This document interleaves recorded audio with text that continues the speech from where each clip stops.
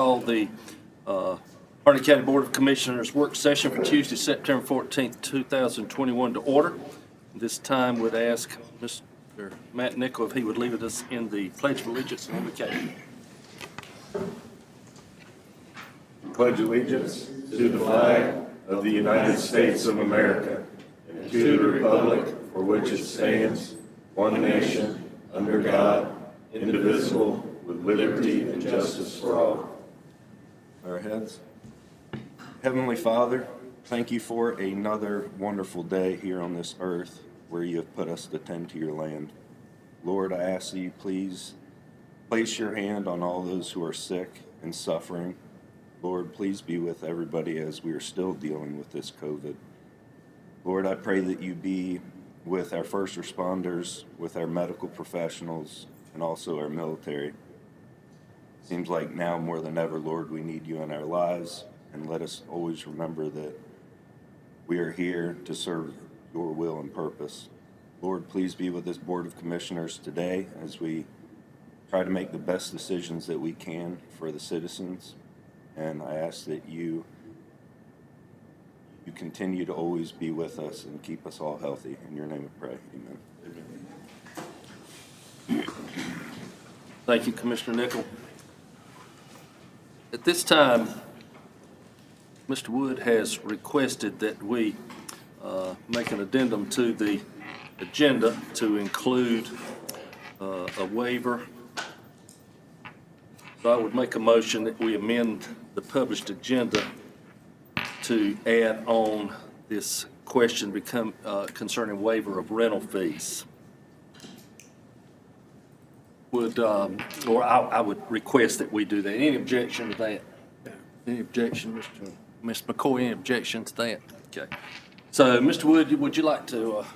Yes, sir. I'm going to ask Carl Davis to come up and talk with you about it. The request is to waive the fee for rental of tennis courts for the tournament. So, Carl, if you would. Good morning. Morning. We had a gentleman call and ask about using our New Street Park tennis courts.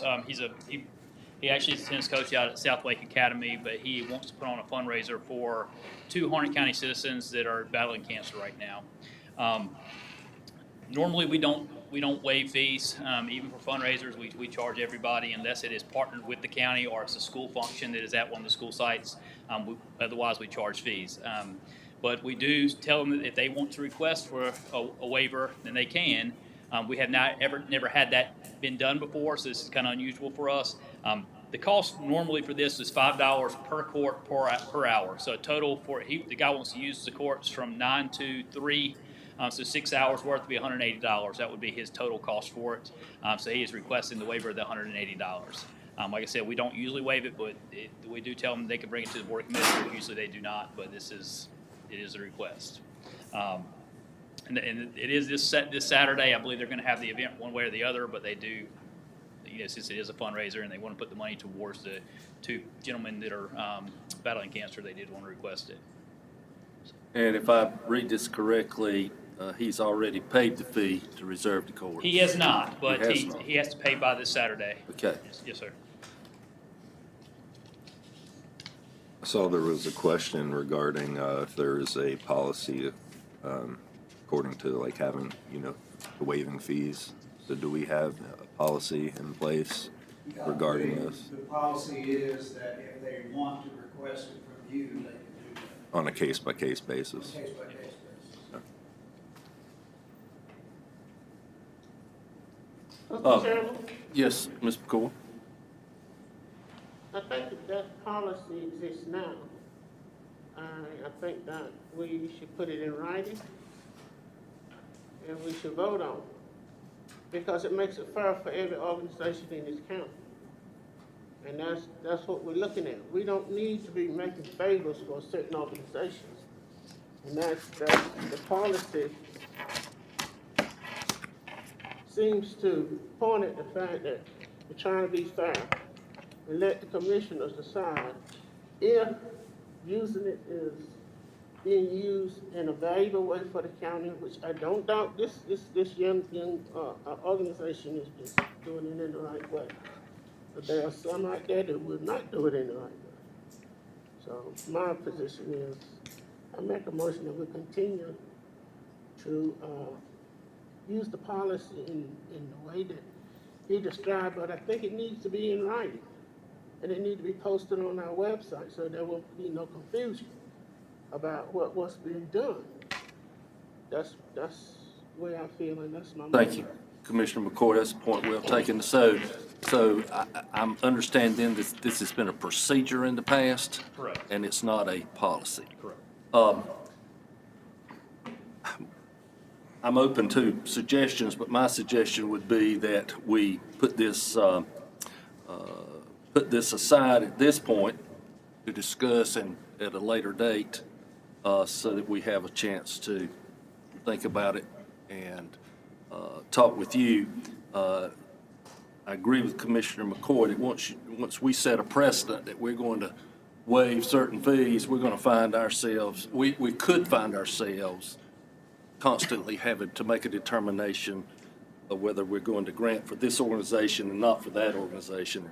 Quite frankly, as Commissioner McCoy said, we need a set policy that everybody understands, I think, if we're going to go forward with considering requests like this. Now, that's just my thoughts. I'll yield to anybody else to have anything else to say. Would y'all like us to have a draft policy ready for Monday? Why don't we, either way, we're not going to meet the timeline for this tournament. I would be open that if you have a draft policy and that is allowed, that we could revisit this for reimbursement down the road. But let's put it on the next work session so that we can look at that policy and discuss it and then vote on it at the next session. Yes, sir. Would that be agreeable to my fellow I commissioners? think once we open the door, Yeah, the flood. I agree. I think Commissioner McCoy had a good point there. I'm in agreement. And if I may just say something just real briefly, anytime, I assume this has been adopted in the fee schedule, Correct, yes.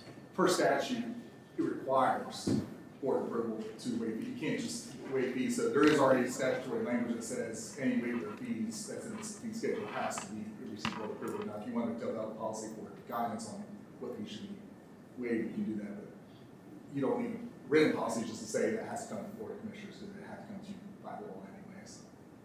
That's why I point that out. Thank you, Chris. I understand what you're saying. I still think that I would like to have some guidelines to go by so that it's not arbitrary when we have that come to us to make that decision. Because obviously, we would all want to help out this fundraising request as it's been presented, I think.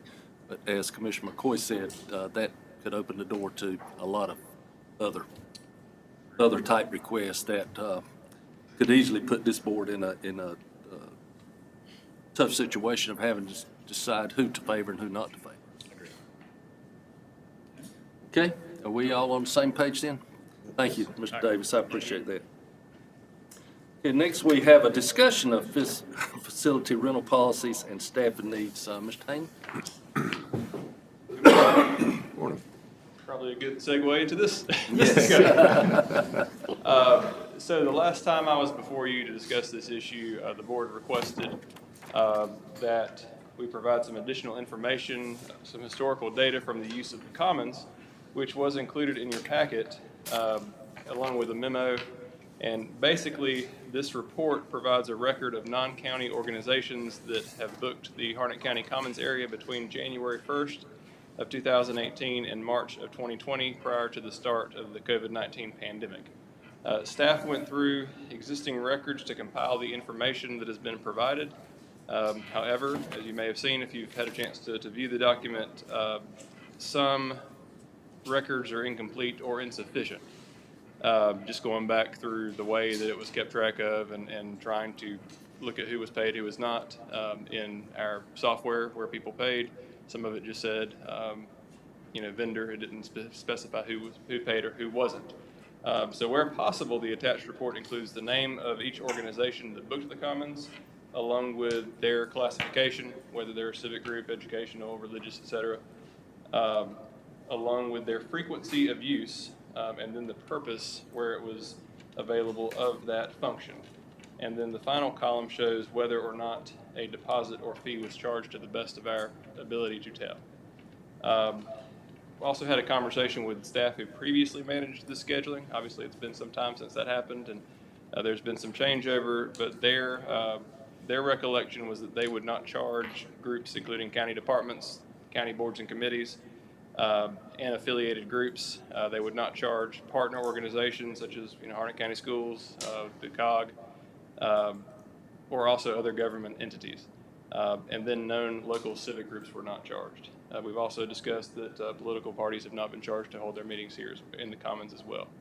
Organizations which were charged would include businesses holding achievement nights or recognition ceremonies, banquets and other events, and then churches were charged for holding banquets or pastor appreciation events. My understanding from that was that typically they would hold an event that was too large to be held in their fellowship hall, and it would require the use of the Commons, and for that they were charged. Local businesses also, while a private entity was charged, local businesses that formed committees and groups, frequently they would ask for waivers, and those came through the county manager's office, through the clerk, either to the county manager or to the board for consideration. With that, I've also included in the packet the information that was provided last time as well. I'll be happy to review or go over anything that's provided. I've also asked Melissa to pass out a questionnaire, basically trying to help kind of piece through this, as it is fairly complex, that has a table where we have each classification along with questions of whether each classification can use the Commons. If so, is there a fee charged? Followed by the training room, can they use it? And if so, is there a fee charged? And that is intended to help kind of inform your discussion and help you kind of visualize it a little bit more clearly. So with that, are there any questions or comments or direction at this time, or anything else you'd like staff to provide? Any questions or comments?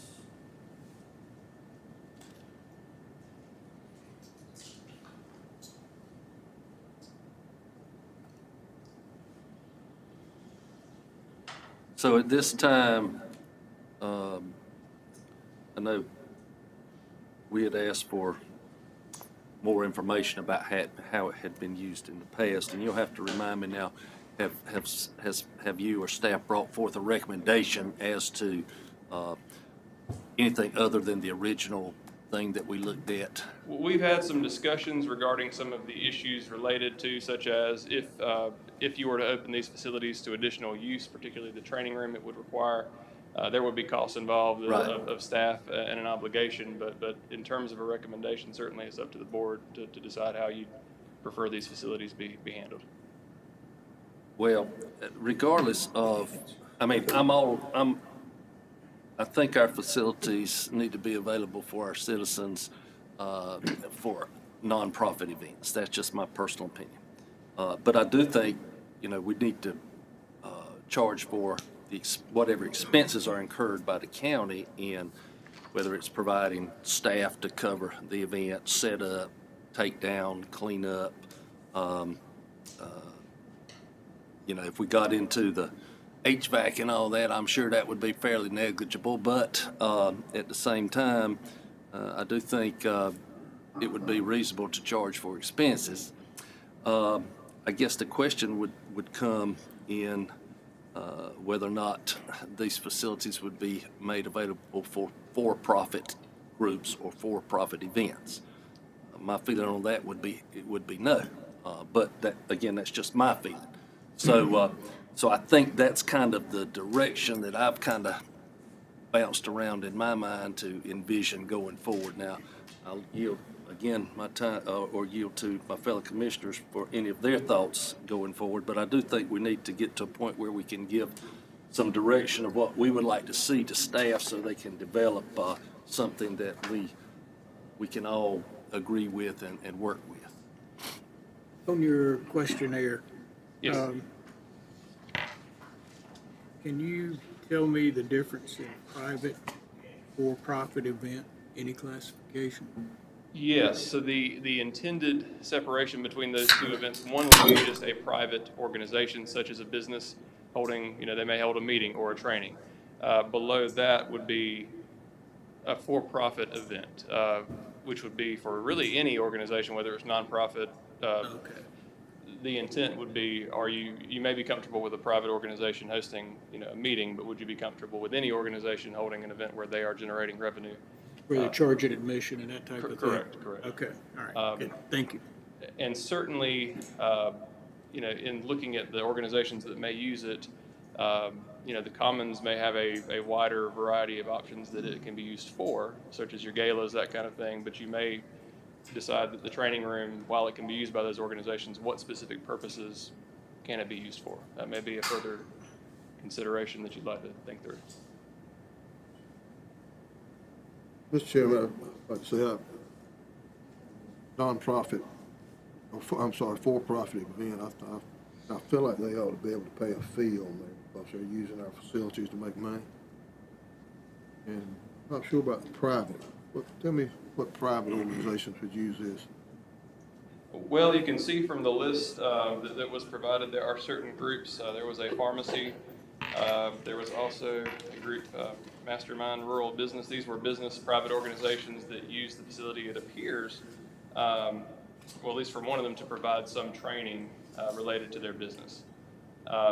The second one, I'm not sure, but there may be a situation where if it's made available that a private organization, due to the fact that we don't have a great deal of available meeting space in the county, may seek to have a meeting in this space. Is this it may like not be to birthday? generate revenue, it may just be to... Like private birthday parties? That's not really what is intended here, but certainly social functions is something that could be considered.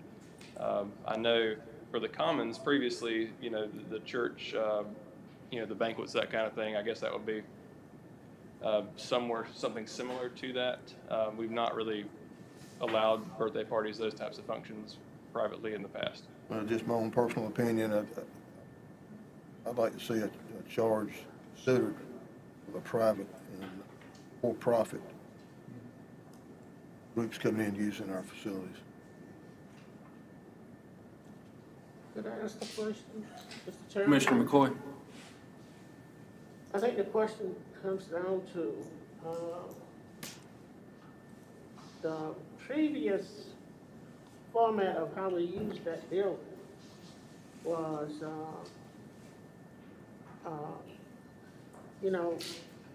private organizations could use the building and all, but for county organizations and training and stuff, the fees were waived, and political organizations were waived.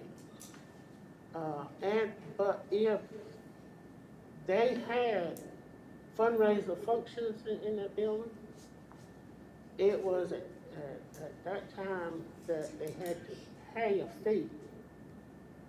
And tell me, Brian, if I'm wrong, they had to pay a fee, and the cleanup and the auto part of it was free. But if you had someone to come in to set that up, that may have been questioned about who used that auto vid stuff free and whatever. I'm not quite sure. Yes, ma'am. Can you give me a clear understanding? From what we can tell, there was a group, I think the Harnett Animal Welfare Coalition.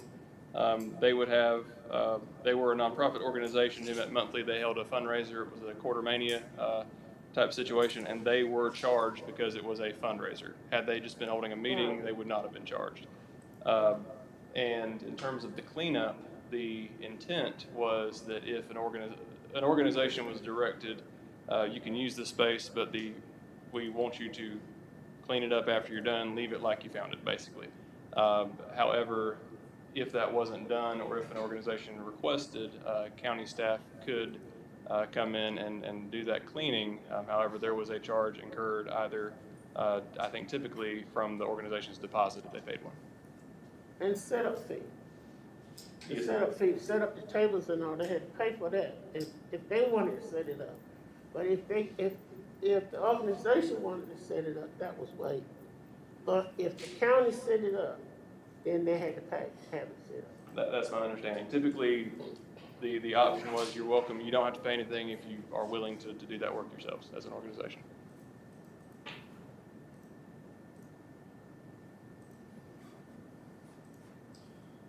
Any other thoughts, comments?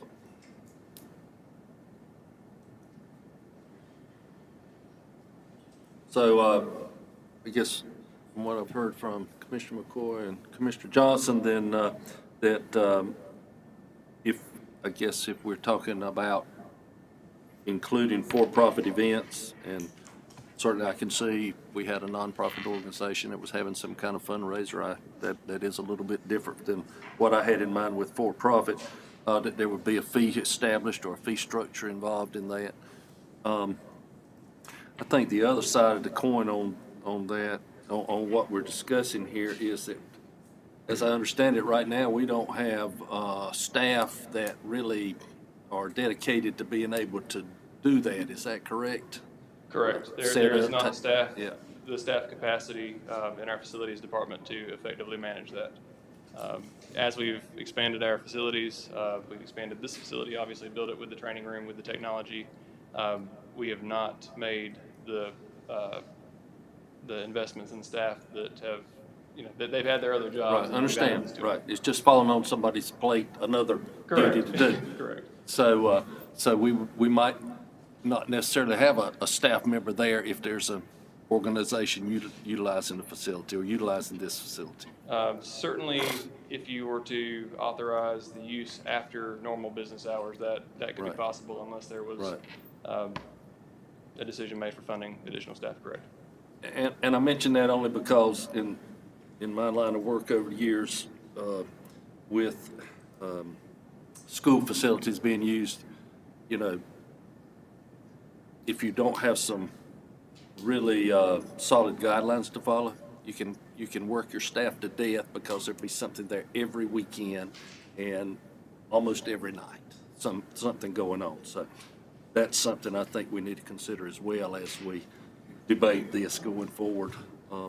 So I really don't believe we're at a point now where we're ready to give you any clear direction. So, Mr. Wood, let's give us some time to think about this, and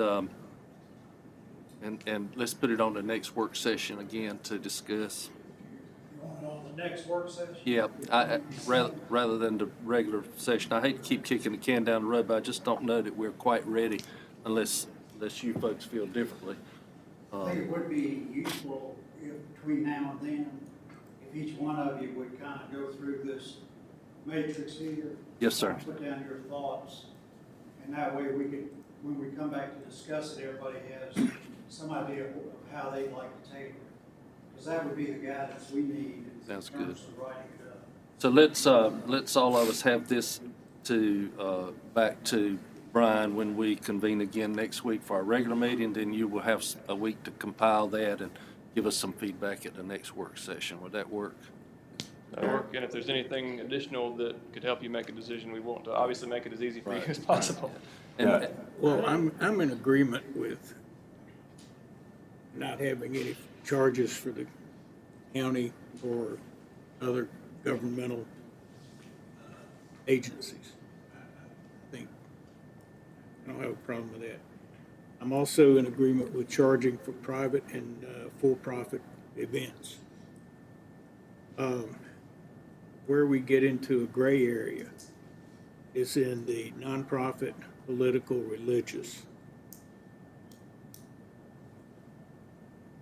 How are we going to determine if a religious, are we going to make them show their 501c3 or that they are designated a nonprofit, which would put them up in the nonprofit category?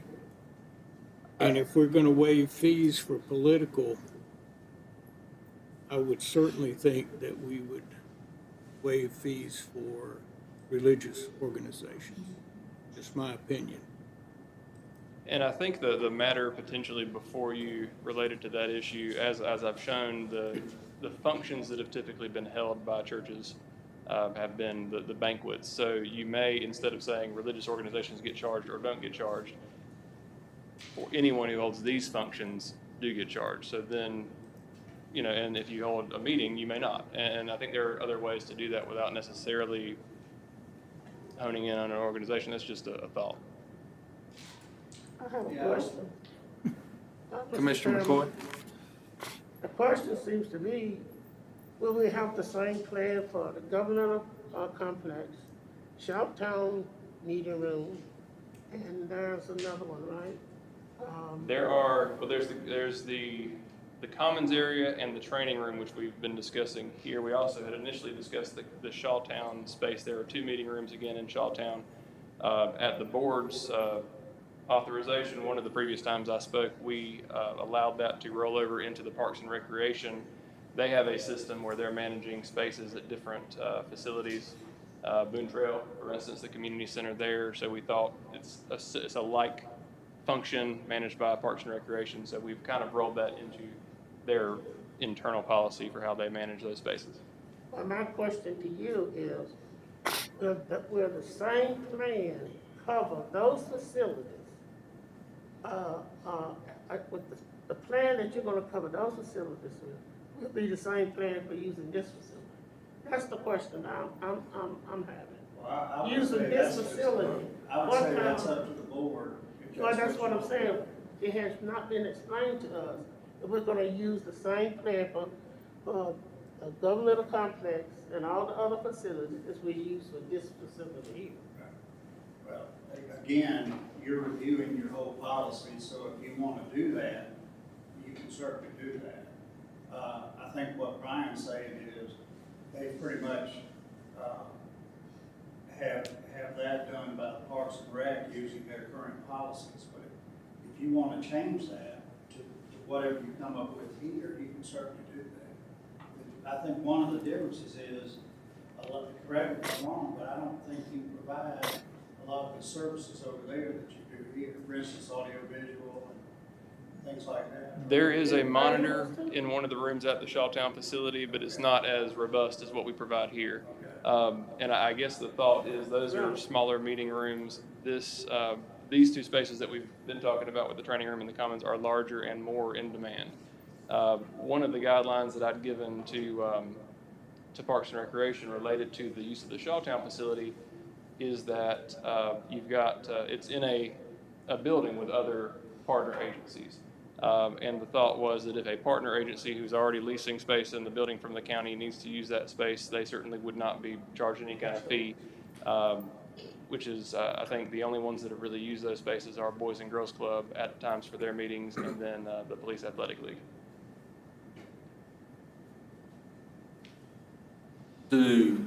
So would Parks and Recreation then have the staff to add on to commons and training rooms, which they're not overseeing now, is that correct? Parks and Recreation is overseeing the scheduling for the commons and the training rooms. Okay. They have, when you added, made the part-time administrative assistant for Parks and Rec full-time in the current year's budget, those duties were assigned to that staff member. However, for the actual setup, right now for the training room, county departments are using it. Typically, they're being asked to set up the space when they use it. But the task of any necessary setup or supervision would go towards facilities. And the task, obviously, of any AV needs and setup would go to IT. And I should know the answer to this question, but have you given us the guidelines that Parks and Recreation uses for the facilities that they oversee? I believe I had that as information I was going to go over in one of the meetings, but I don't think it has been Okay, if you distributed to the could board. share that with us too, I would like to see that. You could just send it via email would be fine. Okay. We will do that today. Any other questions or comments for Mr. Haney regarding this matter? I just want to say one more thing. In the past, the Social Service Department was the one handling it. And now we have the Parks and Recreation. So I think that's a good thing because it seems to fit into that category. I think it does, and the idea was they've recently also made the transition, like so many of our other functions, to the Tyler Munis software. They've got an actual scheduling software they use for those facilities, so it felt like it was in line with what they're already doing. Right. I think that's good. Can you get them those Parks and Rec rules? I will email that today. that would be helpful as you're going through this matrix, then you know what they're doing. Right. Yes, thank you. I would like to see that. Anything else from Mr. Haney on this issue? I've got something. I think the only thing that I really would like to see is probably some options from the staff or from you guys as far as staffing. Because, I mean, I think that's the only real issue that we're seeing. I don't want to – I feel like we're trying to reinvent the wheel, and it's not that complicated. You know, if we've already set a precedence in the past of certain things, and let's just handle the issue that we have, which is like, all right, how are we going to handle the staffing when these events do push, you know, past a certain period in time? I mean, if we've already put it out there for certain organizations like this, and as long as we keep it to where if it's a nonprofit or a not-for-profit event, that it be waived. But if it is a for-profit event, however, that comes to fruition, then that they would get charged. However, I think I really just want to know the staffing issues that we're having. How are we going to remediate the issues that we have as far as staffing, you know, with AV setup and whatnot? So if you guys can come up with just a couple of options that you think would be best way to handle that, that would probably be the easiest, most painless way to do it. Okay. I think that you're right. It is probably less complicated than than what you're seeing. I think your questions really are, you've got an existing commons policy. Do you want to change that in any way? And then what do you want to do the same thing that you would do at the commons over at the training room? Mm-hmm. And then certainly based on the after hours use especially, that would determine what you decide there would determine the staffing need. Yeah. But I think we can provide you some options on what that would require. All right, let's just keep it simple. Very I mean, appreciate it. Thank you, Mr. Haney. Okay, I guess you're with Mr. Wood on the next item, which is a discussion of the American Rescue Plan funding. Yeah, Mr. Chairman, and we got this out to you earlier, so hopefully everybody's had a chance to review it. But as Brian says in this presentation, a lot of the questions are still unknown. We had hoped when we set this for September that we would have a lot of questions answered. The biggest one being a state budget, but obviously, as y'all know, we don't have a state budget yet. And it will be, a lot of it will be capital. And so we're going to try to run that through our CIP. Our normal schedule for the CIP is November the 8th. We will make a presentation to you. Given this, we may want to back that timeline up because I think it's more important that we come to some resolution on some of these things, if you can. But as Brian's going to indicate to you, you actually have quite a bit of time to make decisions on the American Rescue Plan funding. And he'll go over those deadlines with you here shortly. But having said that, I'm just going to turn it over to Brian, let him go through and tell you what we know as of today. But there's still a lot of unknown questions on this thing. All right. So I'm here today to have an initial meeting with you to talk about the American Rescue Plan and the implications of funding for Harnett County. You will see as we talk about the funding sources and the amounts of funding, this is a once-in-a-generation type opportunity for the county in terms of an infusion of additional revenue to tackle some of these projects. You'll see a little bit more clearly what the school system is doing with their allocation, which they've got a little, probably it's more straightforward than what we're dealing with right now. But we are trying to get all the information for you. This is very similar in some ways to what happened with the CARES Act last year and the CRF allocation. There are some differences, and this is a considerably more substantial amount of money. So I'll kind of talk through that as we go forward. To give you some background, the American Rescue Plan Act of 2021 was signed into law by the President on March 11th, 2021. It was a $1.9 trillion package intended to combat the COVID-19 pandemic, including specifically the public health and economic impacts. In that $1.9 trillion was included $362 billion for state and local fiscal recovery funds, which were divided amongst all of the states and territories, as well as your counties and municipalities.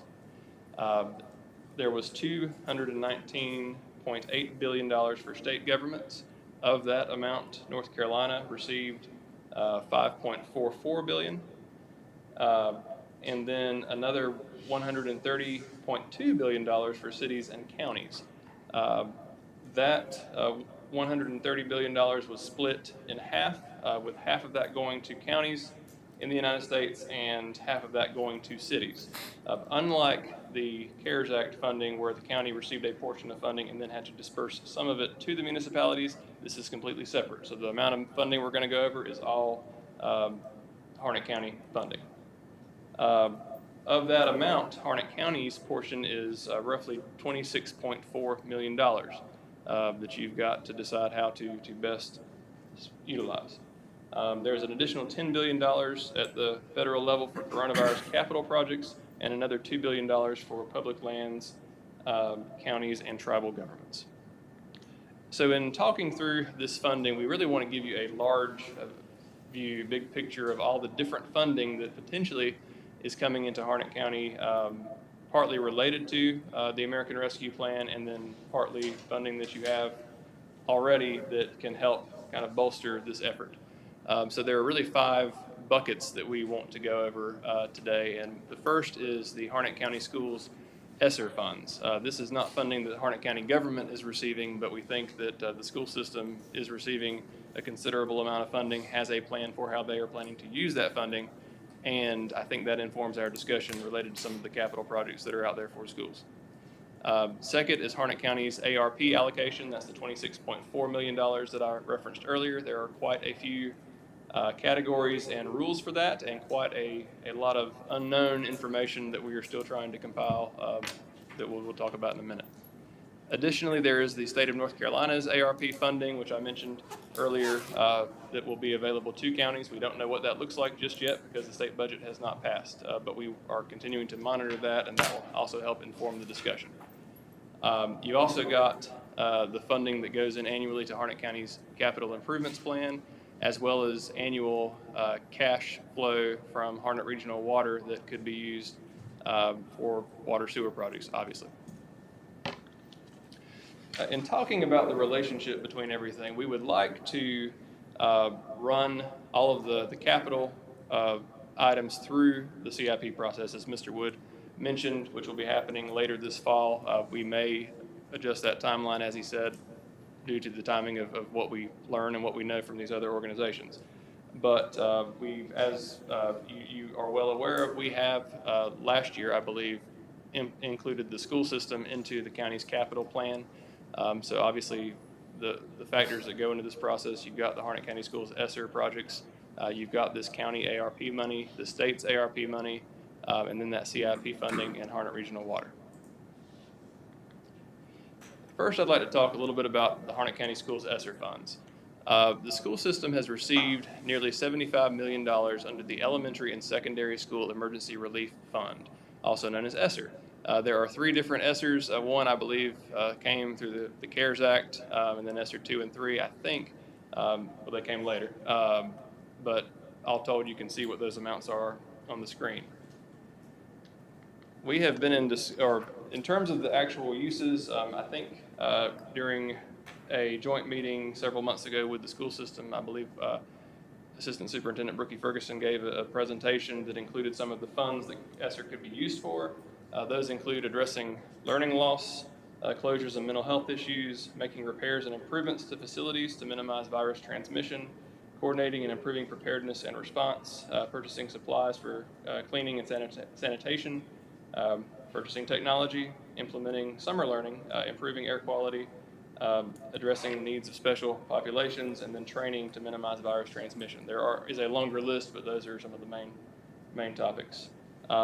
What is important for the county is that Harnett County Schools proposes to use $43.5 million of their ESSER allocation for facilities. To go over the projects, we've been in contact with the superintendent, who shared a list of projects and cost estimates with us that I believe the school system is proposing to use these ESSER funds on. The first is Johnsonville Elementary School Phase 2 at $6.1 million.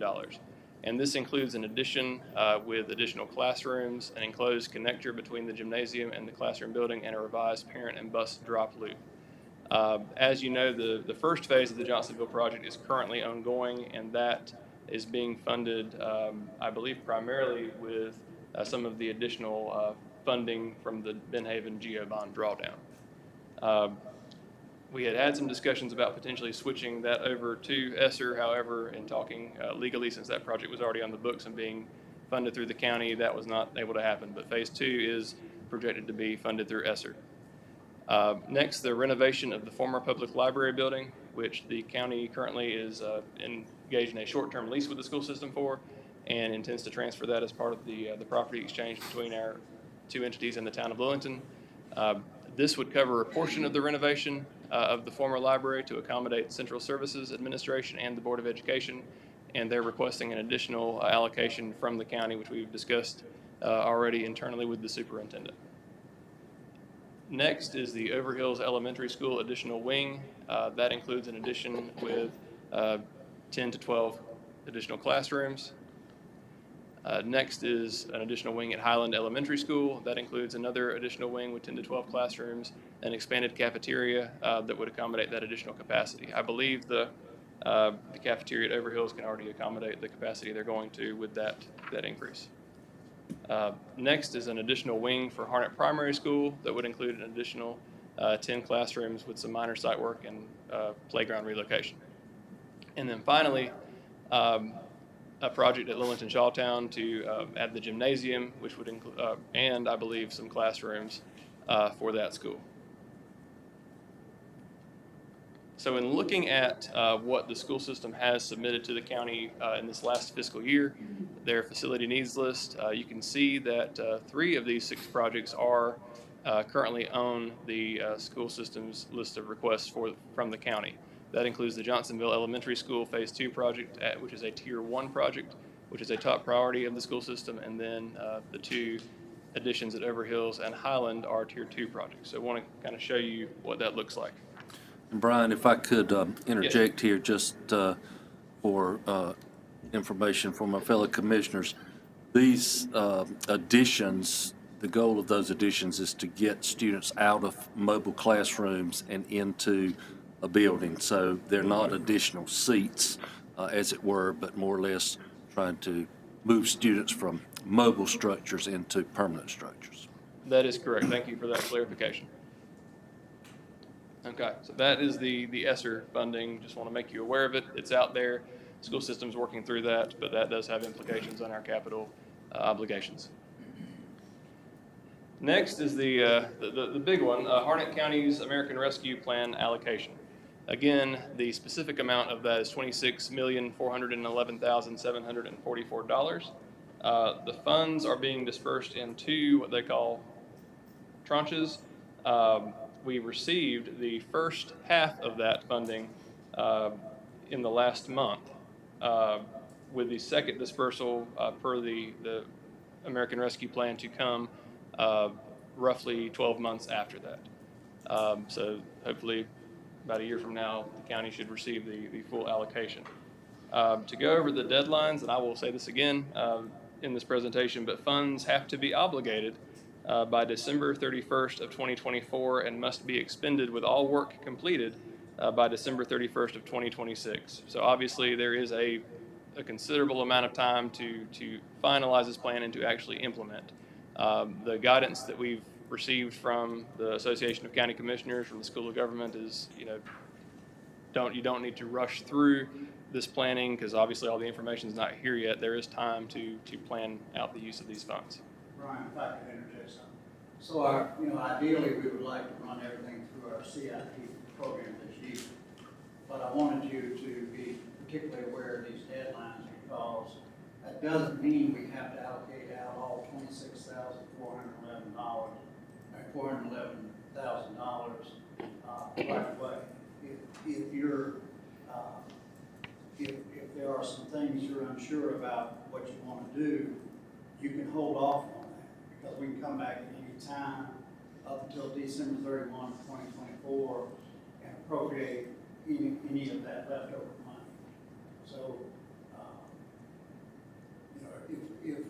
start going through the CIP process and you're not sure about some things, we can go ahead and adopt the CIP with the things you are sure about. Then you can come back at a later date, because you've got 4 more years to look at this. Or 3, excuse me, 3 after December. Correct. And I will say that as you get closer to that December 2024 deadline, obviously, as you look at capital projects, thinking forward to that December 2026 deadline, making sure there's enough time to actually complete those projects. But at the moment, we feel fairly comfortable. There's plenty of time to plan this out. To go over some of the ground rules from the American Rescue Plan, funds may cover costs from March 3rd of 2021 through December 24th of 2024. They must be, again, incurred or obligated by the end of 2024 and must be expended with all work completed by December of 2026.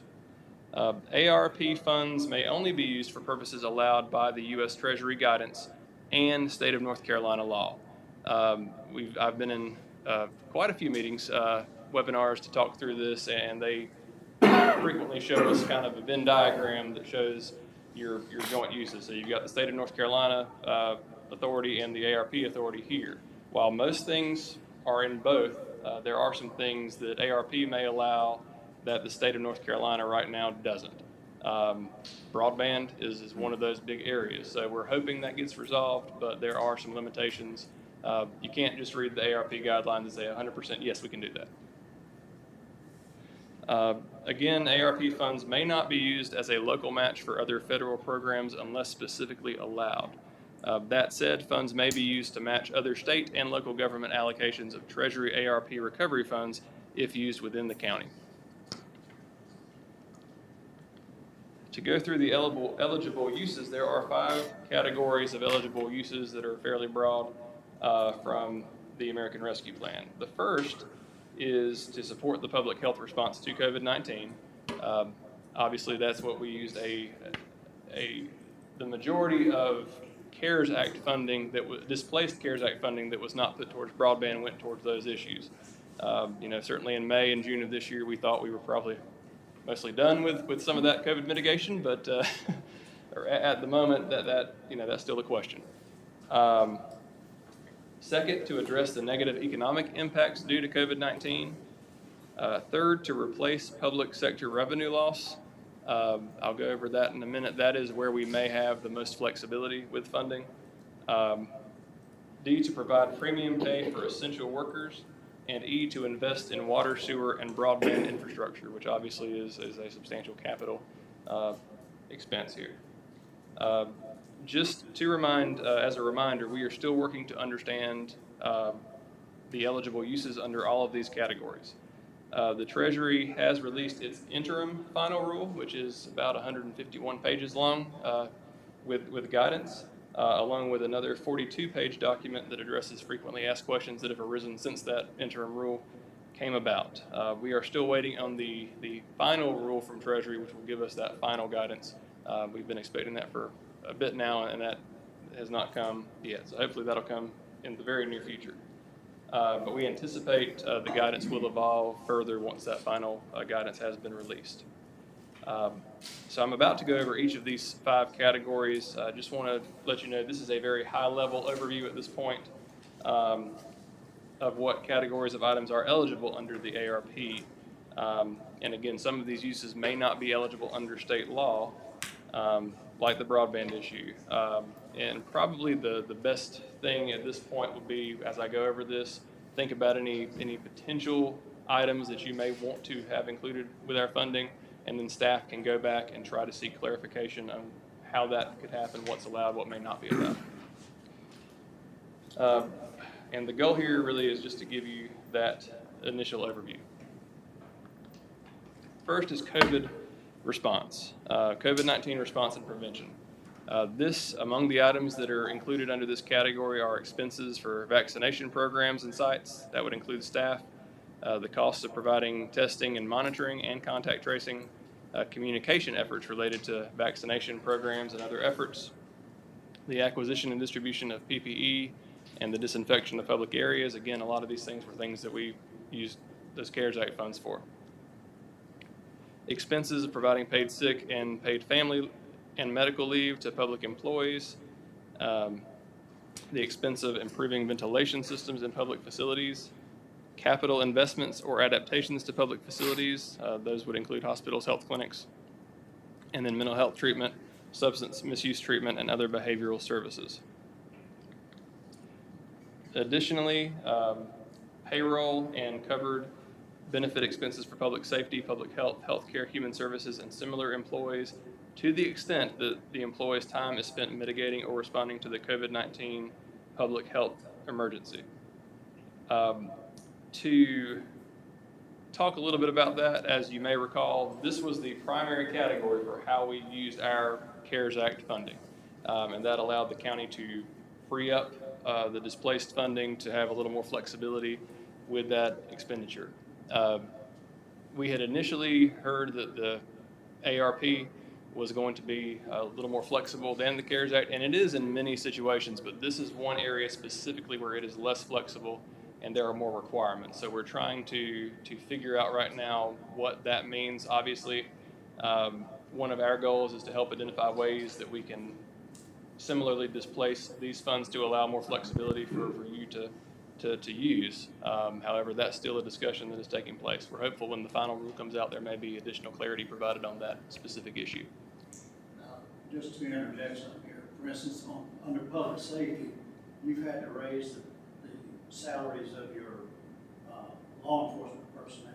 We also had to raise the salaries of our EMS personnel. And if those qualify, then as you know, we had to use some fund balance on part of that, and some of it we had to try to find more property tax revenue. But if we can use some of that, that would allow us to pay for some of those salary improvements over this 4-year period using some of this money. And that would free up some of the money that we had to use for that and allow us time to let your revenues grow before you have to fully absorb that. So that's one of the strategies we're looking at. We got to determine if they're going to allow that. And that is correct. And obviously, you know, talking about how where things were in May and June, you know, when we first got this guidance, we thought, well, you know, these employees may be spending less of their time responding to COVID. However, at this point, that may actually work in favor of displacing some of these funds. So we're still working on how we can actually do that. And then finally, to address disparities in public health outcomes. The interim final rule identifies a broader range of services and programs that will be presumed to be responding to the public health emergency when provided in a qualified census tract, or QCT, to families and populations or other households, businesses, or populations disproportionately impacted by COVID-19. I'll show you what that looks like in Harnett County, where our QCTs are in a moment. Basically, there are 2 census tracts in the Dunn area that are the only 2 in the county.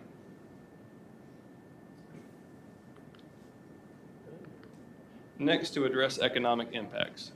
These uses include assisting households or populations, again, preferably in those most disproportionately impacted areas from the negative economic impacts of COVID-19, small business and nonprofit support, aid to impacted industries, rehiring state and local government staff to pre-pandemic levels, which for the county, I don't really believe we've cut anybody due to the pandemic, so that would not be something we would do.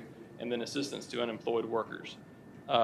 Again, kind of that state authority versus the ARP authority. Some of these things are not as easy to do with state law. Providing grants to businesses, that type of thing, it has to be very specific and tied towards those underserved populations if that is allowed. So that's something that we can receive more guidance on as we move forward. The third category is revenue loss. Use of funds to provide government services to the extent of the reduction in revenue experienced during the pandemic. Again, as I mentioned earlier, this is more flexible than other eligibility categories. If you're able to show that there was lost revenue, and that doesn't necessarily mean that the county took in less this year than we received last year, what it really means is that the county didn't grow at the rate that it should have. So it's not, you know, we obviously didn't lose revenue. We didn't come in lower, but there may be some room to do that for the next 3 years. So we're There is a calculator that NACO provides that we're looking into what that number would be for the county, but this would be probably your main starting point for looking at displaced revenue and how we come up with that.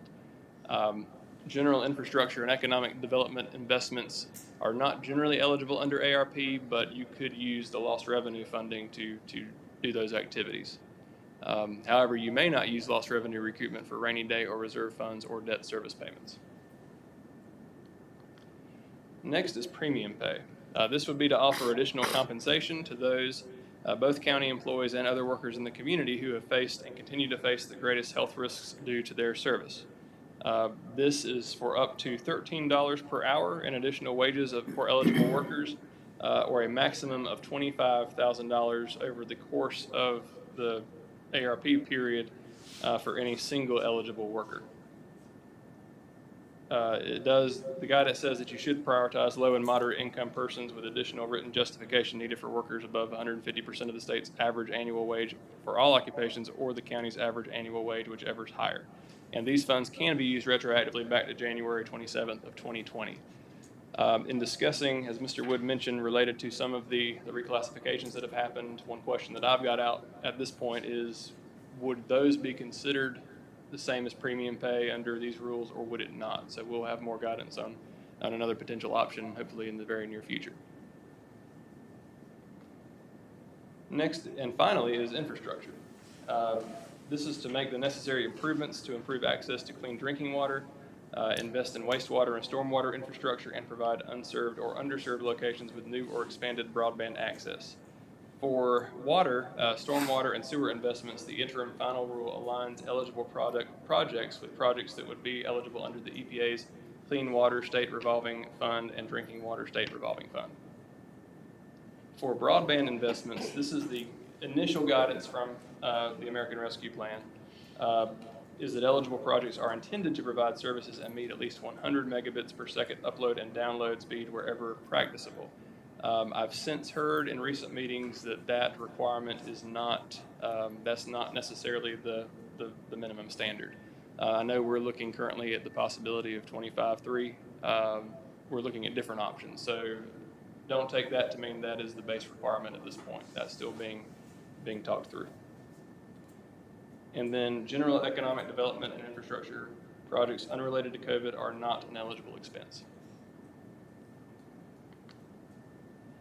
In general, counties have broad flexibility if they can demonstrate that activities support the public health response or that the recipients have experienced economic harm from the pandemic. Again, there is greater flexibility for those qualified census tracts and other communities, households, and businesses disproportionately impacted by the pandemic. And you can see on that slide, there are two purple areas in Harnett County. Those are both in the Dunn area.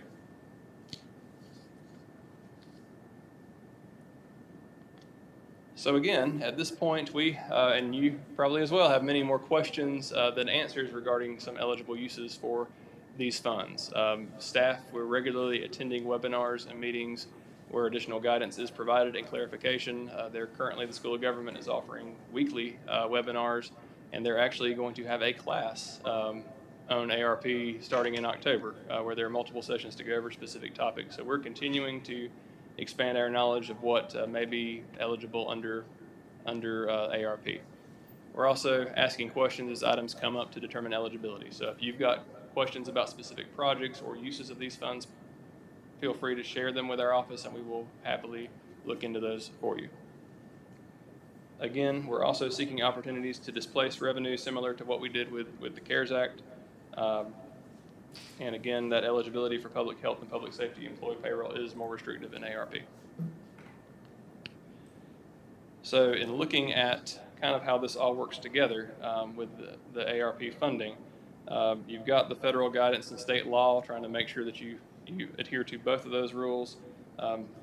At the start, we've got our additional COVID-19 response needs. Already know that facilities, custodial staff have been doing more cleanings. There's a cost to that, and that's something that may need to come out of these funds from the beginning. You're also currently engaged in the process of developing a strategic plan for the county. You've already received the presentation of the economic development strategic plan for the county. Certainly these are documents and plans that can assist along with that CIP process in informing your decision-making. And then we need to know what the available funding is from the state and federal governments that can be applied for, which is the next topic we'll discuss. Again, the state of North Carolina's ARP allocation is $5.44 billion. Obviously, some of that's going to go to state projects. Some of that will be made available to the counties. We anticipate probably being divided up into different programs where counties can apply for grants on specific projects. This is expected to take place through the state's 2-year budget process. As Mr. Wood mentioned, we do not currently know where that's going to end up in terms of what's going to be available until the state passes a budget. So we are still waiting on that and following that closely. Our recommendation would be, if you look at projects that that also fall under that state funding category, to attempt to leverage county funds from that $26.4 million or some of these other resources to be able to maximize our use to go after those state funds to increase what the county actually is able to bring in due to COVID-19. Along with that, there's the Harnett County Capital Improvements Program funding. This is a recurring source of funds, about $1.1 million in capital reserves, and then just under $1 million transfer from the general fund, and that's just over $2 million available as we work through the capital process. That's based on the level of funding you have in there now, and I was looking at 6 other years going out, so that's an estimation. You know, it'll vary a little bit every year, but that's about what we can expect to be able to put in there. Correct. Then finally, there's the potential funding annually from Harnett Regional Water. Obviously, that's restricted, but there is a net income of $6.3 million each year with a depreciation of just under $11.7 million, which gives you a subtotal of $18 million, minus the debt principal payments of $3.3 million, which would give you available cash for annual capital investment of around $14.67 million. Let me just comment on that a little bit. The enterprise funds, your 2 utilities, this one and the solid waste fund, state law requires that you budget them on modified accrual, which is just like you do the general fund. And modified accrual, you don't budget for depreciation and a few other things, but what governmental accounting standards nationally require is that it be done on full accrual. And so in North Carolina, in your audit every year, what happens is they give you a statement showing how you did on modified accrual. And then your auditors, working with the finance department, come in and there's a conversion process for that, and they convert it over to full accrual accounting. So at that point, depreciation expense is included. And so, but as y'all know, depreciation is a non-cash expense. It's just an offset based, for wear and tear on equipment and age and that sort of thing. So for instance, if you depreciate an asset over 40 years, that's 2.5% a year of the original asset that you booked on. But so what that means is that they convert it to, when you convert to full accrual, you go with a cash flow statement. And so what this says is your net income, which is simply all of your revenues minus expenditures, not just operating, but non-operating revenues and expenditures. So you get the net income, and that's the $6.3 billion. That is with depreciation having been taken out. So we add depreciation back in because that money is actually there. And so that's how we arrive at that. So, and then the one other thing that on a cash flow statement, you would take your debt service payments out of there. And so now this is the principal only because you've already expensed the interest portion of it. So that's where we get the $14.67 million annually. Now that's based on the 2020 audit, which is the most recent full accrual numbers I had to work with. So based on last year's figures, that was the available cash you had after you paid the debt service. So I wanted you to be aware of that, because, and the reason you need to know that is before you start making allocations of this ARP money, you need to know how much money Harnett Regional has to work with every year before you start appropriating the ARP money. And so that's why we give you that number and that explanation. Okay. Any questions at this point about those 5 categories? I'll kind of summarize and talk about next steps after this. I know you've been over this, but it wasn't really explained clearly to me. We have a lot of disparity areas in this county. Western part, central part, and other parts of this county. And one of the areas that we have is where we have constantly flooding. And I'm not talking about the city road issue, I'm talking about other parts of this county where water flooding is flooding out people's homes, and it's a constant thing. And I had been trying to address it with Paul. It's in error. And you talked about watershed areas and disparities and health. I don't know if that would fall up under that, the disparities in health and all of that, but I would love to see you look into those areas there, because if that amount of money is coming into Harnett County, that money should be spent to address some of the problems that citizens are having across this county. And now, if you don't believe me, you can go down there and see anybody living in that area. And every time it comes a hurricane, storms, floods the area out. I know Joseph did a good job of going down and fixing the roads coming through there to address the issue of the road flooding out. But it's got to be some money here somewhere to address that area, because I know I was told by the citizens when I went down that the water gets so high in that area, man drowned it just in one of those water holes. I think this money, we got a lot of ways to spend this money that are needed in this county, because broadband to me is very, very important in this county. It's important that we have broadband in areas for our kids to use as educational system. But there are other things that we can use this money for too.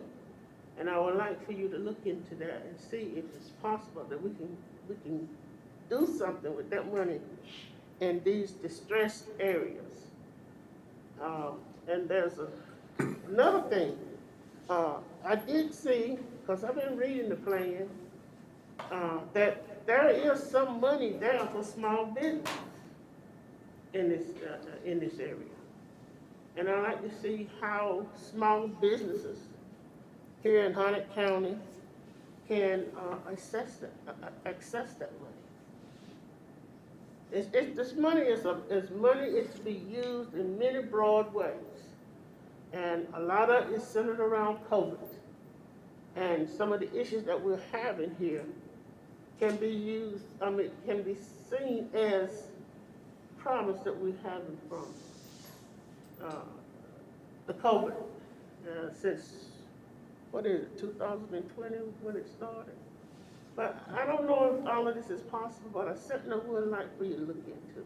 Okay. Just not in District 1. I'm talking about in all our districts. We have some distressed areas. Well, and certainly, I think I mentioned stormwater is an eligible use as a broad category. Funding for small businesses is as a broad category, but looking at what the state allows versus what ARP authorizes, that's what we've got to kind of dive into to see what is actually allowed. I know the area you're talking about outside of Irwin, or in the Irwin area, is not it's not in one of the QCTs, but again, it talked about the disparity beyond that as well. So looking specifically into that, we can see what options may be available. Yeah, disparities is a good word, and then underserved areas is a good thing to look at too, if you can. I don't know if that falls into the category of this money, but we do need to, we have an obligation to look into that and see.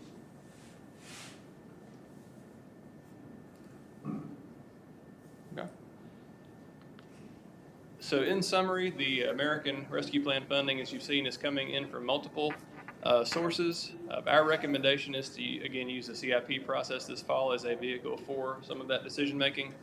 To recap, Harnett County Schools is planning to use ESSER funding for approximately $43.5 million of capital projects. The Harnett County ARP allocation is $26.4 million. The state is likewise receiving $5.44 billion that will run through the state budget, and there may be some of that the county could apply for in the form of grants. We've also got the funding going into the capital improvements program on a regular basis, and the cash flow in Harnett Regional Water as part of this discussion. In terms of the next steps, again, I've probably driven this home. At this point, there is still a lot of uncertainty regarding the use of these funds and particularly what funding will be made available from the state. We're still waiting on that final guidance from the U.S. Treasury and the fate of the North Carolina state budget process this year. There are some things like broadband that statute does not allow us to use these restricted funds to provide grants for, that we're hoping the budget will take care of and address. Again, you have plenty of time to plan for and use these funds. Those deadlines of December 2024 and December 2026 allows quite a bit of opportunity to think through these decisions and come up with a plan that best utilizes these funds. Again, this is a one-time opportunity, and our goal as staff is to help you to use this funding as strategically as possible to accomplish your goals and move Harnett County forward. At this point, again, we're still in the information gathering process. I would say along with running things through the CIP, we'd recommend having at least one, potentially more public input sessions where people can come forward with their requests. We have all along been receiving requests for the use of these funds. We've continued to explain to them the process where we are, that we don't know all the rules yet, but we've been setting every inquiry we've received aside to make note of that and are sharing with those individuals that this is the process the board's going through. These are public meetings, and we'd encourage participation from the public. So at this point, this is a lot of information to think about. The best thing from our standpoint would be to see what questions you have at this point, what potential projects you may want us to look into to see what's eligible, what may not be. And then we anticipate probably multiple meetings and presentations over the coming months and maybe even years as we move through this process to work through it. And with that, I'll take any questions, thoughts, comments, anything else you've got. Any questions for Ms. Haney? Any comments?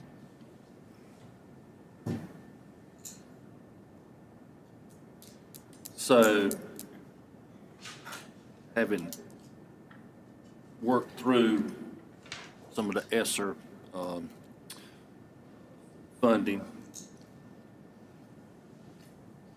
I know there was a lot of uncertainty there as to what those funds could be used for. Not, I hear the same thing here. I guess my question is, I'm assuming there's somebody somewhere that you can reach out to that can say, yes, that can be included, or no, that cannot be included, or are we not quite there yet? There are definitely multiple resources you can reach out to ask these questions and get their opinion at this time. Yep. It might change. We've not, there's no final yes 100%, no 100%, but I think, some things can be pretty clear. Right. There is funding included for both the Association of County Commissioners and the League of Municipalities to provide resources to help. That's what they've been doing. And then also, as you move forward with this process, depending on what types of programs you want to establish beyond your capital projects, they may require additional capacity from staffing to implement. I think this, Wake County recently, they're hiring for somebody to manage their ARPA funds. So there are options for whatever you'd like to do, and I think the mechanisms are in place to help do that, even if it requires more than just the expertise you've got internally right now. Okay. We won't know definitively until they do the final Treasury rules, because it's a federal program. Right. Yep. So ultimately, the Treasury has to come down with definitive rules, and then we can count on the NCACC and also School of Government to help us interpret those and decide if that's eligible. Okay. So I guess, and correct me if I'm wrong, Commissioners, but we certainly have identified broadband as being at the top of the list, but then we have to question state law and what's going to happen there. So I guess the next thing for us to do would be to identify any projects that we think would be, based on the outline you've given us, might qualify for funding here, and then put them on the list, so as those guidelines become clearer and we can get some definitive answers, then we can get hopefully a yes or no to whether those would qualify or not. Correct, and you Okay. may want to go ahead to help inform that process. Consider setting up a public input session during a board meeting to receive that feedback as well. And I definitely want to do that. However, personally, I'd be a little bit hesitant to do that now because there's so many unanswered questions. We're frustrated, I think, because it's hard to get definitive answers at this point, and I can imagine the public would be as well. But I'm fine, certainly, with getting public input. I'm just afraid that so many of our responses would be, we really don't know yet. So. Correct. The other question I wanted to ask, especially specifically to the Riverside community, I think, Ms. Lambert, they're doing a study on that water flow problem out there. Is that correct? They have had meetings out there. Okay. With the group. Do we know when we'll get those results back, Mr. Price? I will check on that. Okay. Yeah, thank you. So I guess, Mr. Chairman, the question we have is, would y'all want us to schedule time in some subsequent work sessions to do exactly what you're talking about, where we maybe just take almost the whole work session and say, let's talk about specific projects or programs that you want us to kind of put on a list, and then we can, as we get more definitive information on what the rules will allow, we can start checking those out. And as far as I'm concerned, I think that'd be a good idea. And now I'm going to back up on what I just said. If we're going to have those discussions, maybe we probably do need to go ahead and have some public, I don't know if you call it a public hearing or public information sessions, where we can get these issues that the public's dealing with that we may or may not be aware of, and just say up front, we don't know if they'll qualify, but we'll put them on the list and follow through and check on them. So, I don't know. Commissioner McCoy? Mr. Chairman, I think another issue we can put on the agenda to discuss and how is that the water and sewer problem in this county. With the population growth that we have and we continue to have, we'll have some serious problems if we don't do something about the water system here. Well, you've got the expansion coming up on your wastewater treatment plant, which is gonna be a big Big thing, yeah, that's right. And then you've also talked about doing a new water treatment plant on the north side of the river.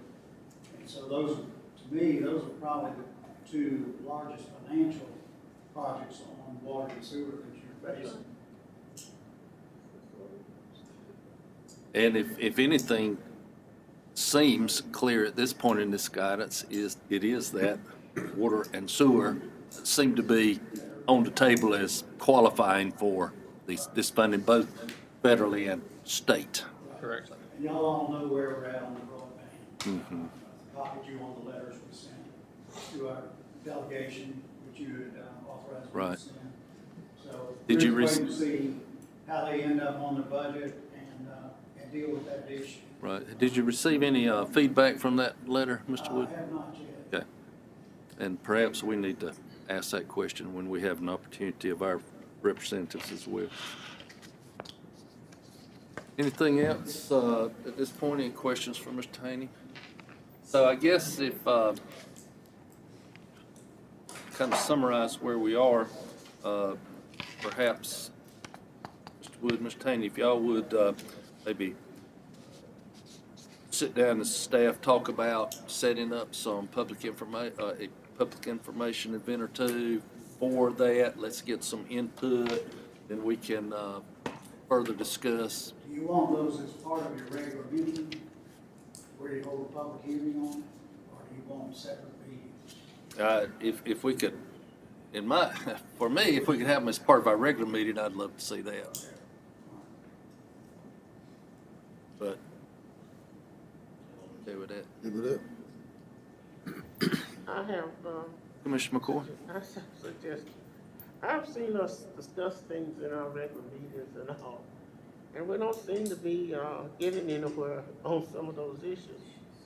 I think we need to have some work sections and then go into the public meeting. So we as a body here will have a clear understanding of what we're doing and what we're trying to do. That's just my suggestion.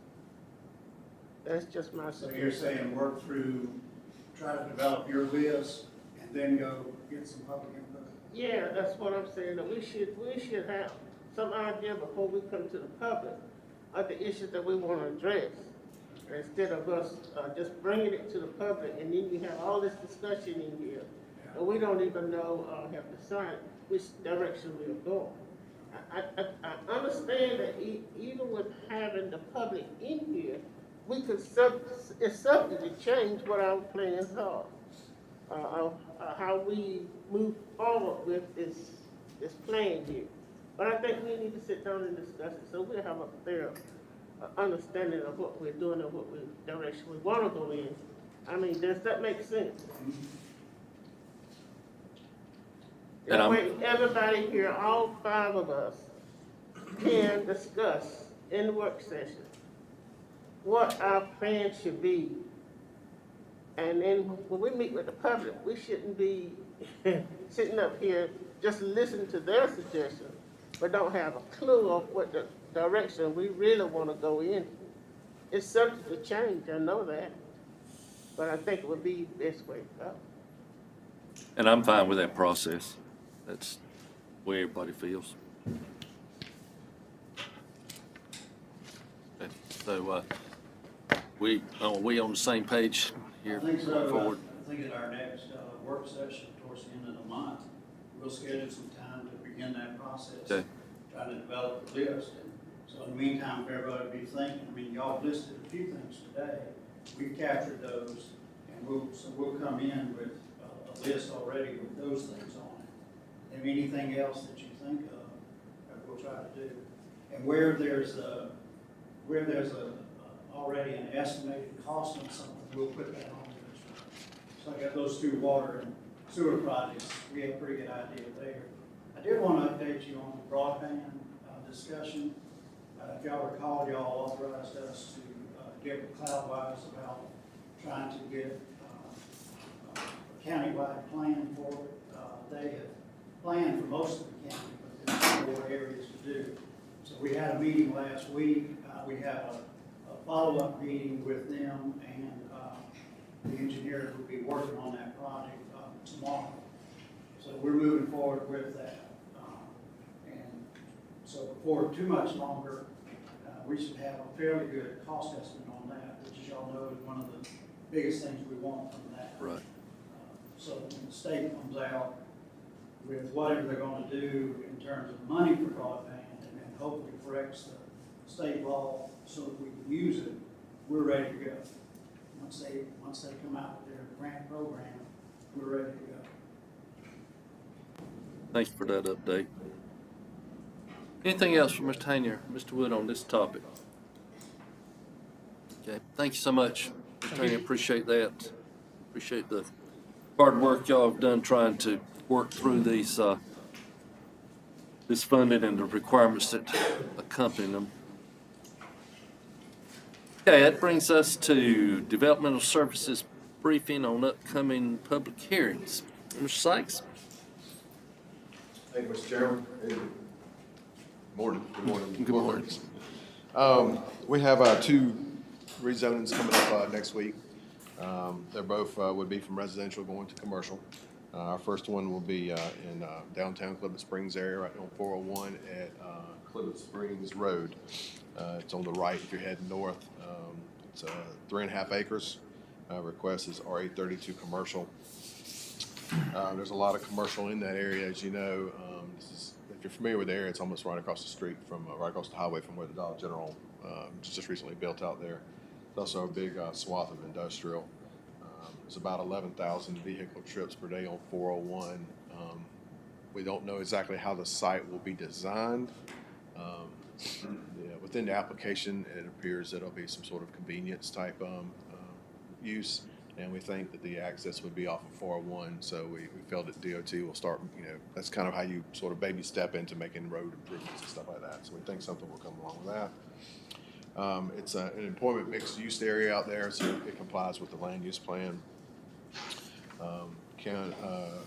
County Planning Board did approve unanimously 5-0, and no one spoke in opposition. Looking at the other one's out on 421 in the Mamers area. It's a total it's 2 tracks, 0.87 and about 1/4 of an acre, so a little over 1 acre tract. They're zoned RA20R and RA30. Both of those are requested to be rezoned to commercial. It's kind of there's a centerpiece, so altogether the buyer wants to buy all 3 parcels there. It's directly adjacent to an existing Family Dollar out there. It's right on the corner of Mamers Road, which is probably would be the access for this site, right directly across 421 from the fire station out there. There's a lot of RA30 and RA20 in the area. However, that crossroads there is a rural center development node, so it's also compatible with the land use plan. Hasn't been added into the application, but we feel that it's per the applicant, who has been a developer for several other Dollar Generals in the past. So here, to interrupt, because you keep using dollar stores as reference points. Can we try to not get any more of these dollar stores just popping up at every single corner and every vacant land that we have? Like, is there an intended use for these? Like, are they already trying to put a Family Dollar up on these, or a Dollar General? When the guy called, not too long after the one that we worked with on Ray Road, he had 2 or 3 other sites. I said, "You're going to go right beside the Family Dollar?" And you think, I have no idea what his business model would look like. I said, "That works in your business model?" Not being sarcastic, but he said, "Yeah, we think it's going to work. It has to go on septic. There's only one good septic site." It works well for rezoning. It would probably work better for something else other than that. Yes, sir. We don't think it's going to take some tweaking still just to design the site for this. But it's funny. Mark does kind of joke around by looking at our development nodes. It's almost, you can almost put a Dollar General on each of those development nodes. Yeah, I mean it's starting. I mean it is humorous, but I mean now the realization actually is seeing them pop up everywhere is definitely been an issue with at least my constituents. So I'd really hate to rezone this personally if it's just going to turn into another Dollar General, if that's exactly what's going on. Right. The one on Cleveland Springs Road is right across the street from an existing Dollar General, so I don't think there'll be another Dollar General going in. Right, that yeah, site. it seems to be, so application, I can say this, obviously, you're not rezoning based off of the request, but the application says 7,000 square foot gas station with a grill. 7,000 square foot's pretty big. That's about as big as that sheets across the street. So yes, sir, you're correct on that one. Yeah, The other one, again, some site issues there as far as design and traffic and septic. So and we're not allowed to ask the applicant what he plans to do with the property once it's rezoned.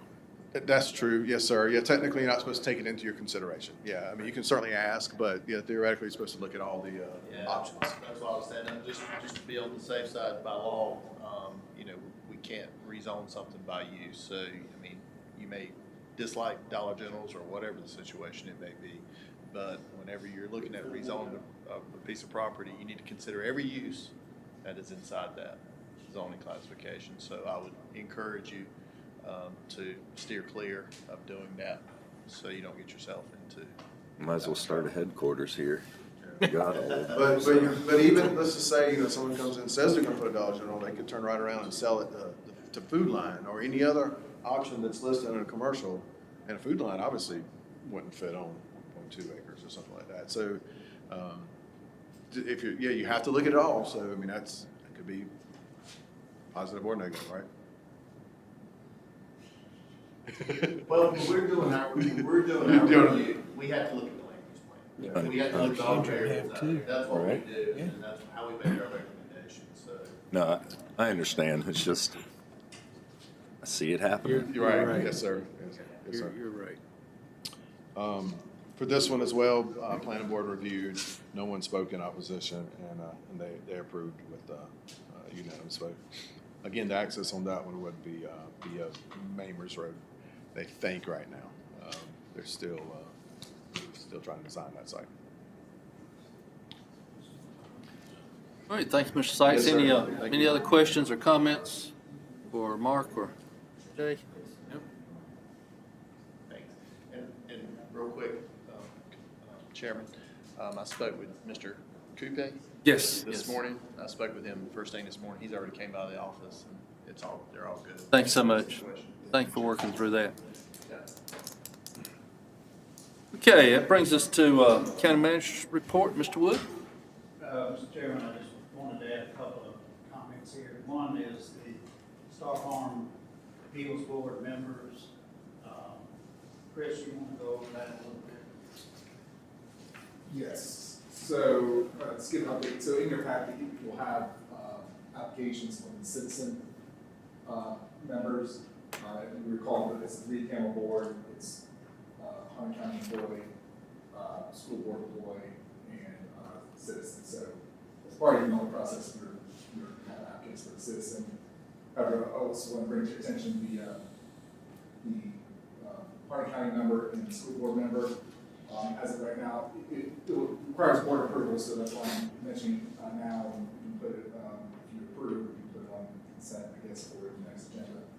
But the county member would be Larry Smith Jr., who is in charge of our HARP system, who I think would be a good individual to handle this since he deals in transportation, so I felt like he was a very good candidate for that position. And we also need an alternate for all three of these positions as well. And so actually had a number of volunteers, but Larry Smith Sr. was the first one I got, and I also thought that he would be a good individual as a backup, considering working with EMS and sees these things. So he would be a good, in my opinion, a good alternate whenever Larry Smith Jr. would not be able to do it. For the school board member, I was notified that Uriah Parker, who's the transportation director, would like to be the main individual again. Seems to be the most logical candidate for that, considering he's in charge of transportation. And then this morning, I did not have an alternate until actually this morning while we were in this meeting. I got an email from them, if I can find it, as the backup. It would be the assistant transportation director. I can find the email.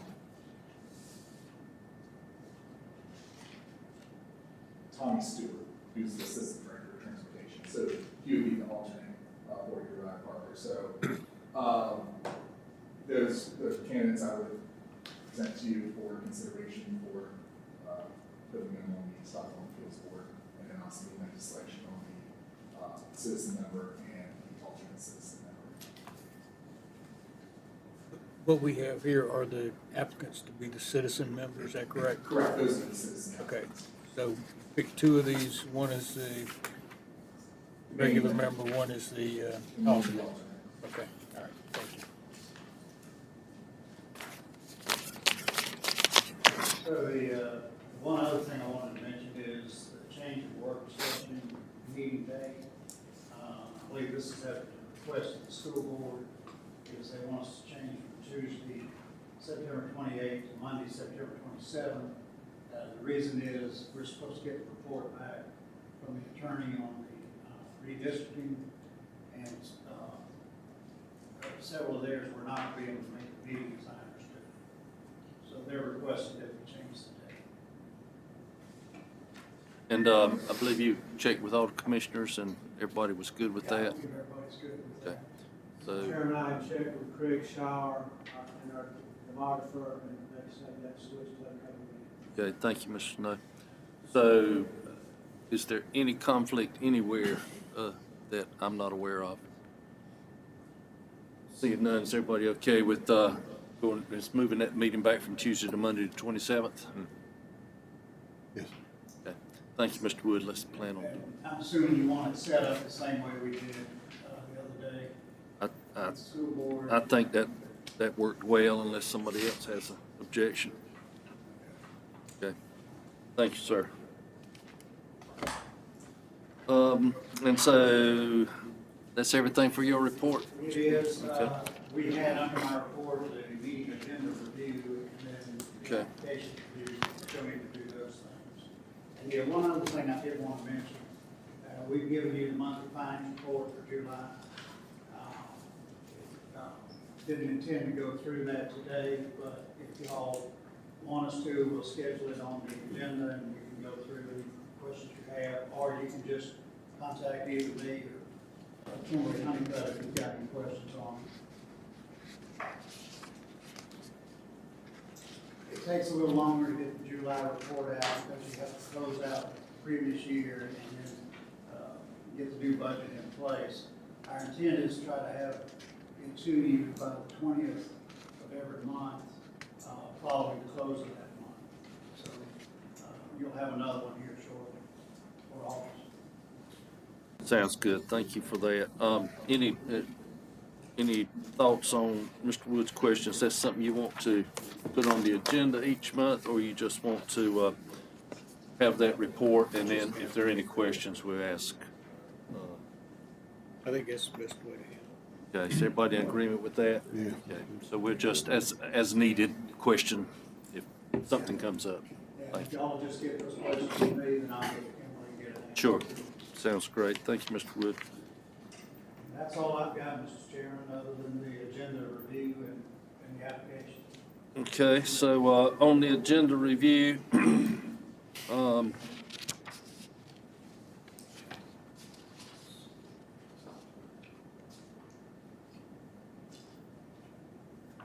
anything on there that we need to add or revisit, or that look good to everybody?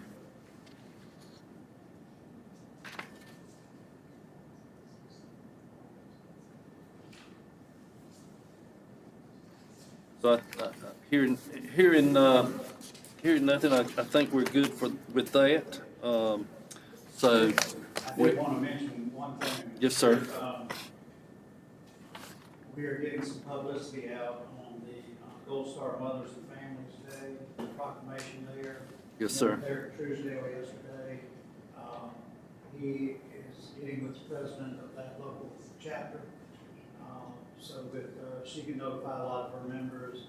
He's also notifying all the veterans groups.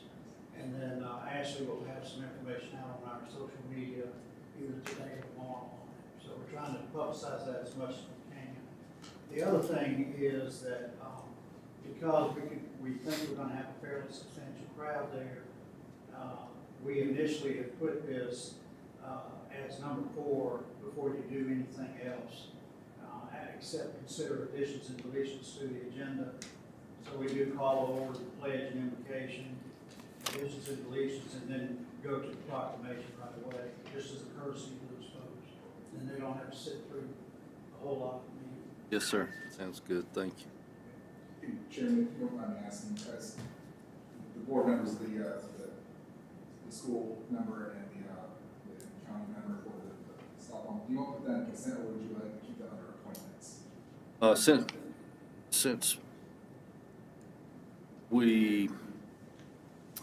Since we only have, since we have those single nominees, suggestions, volunteers, I think we're fine with putting that under consent. Everybody agree with that?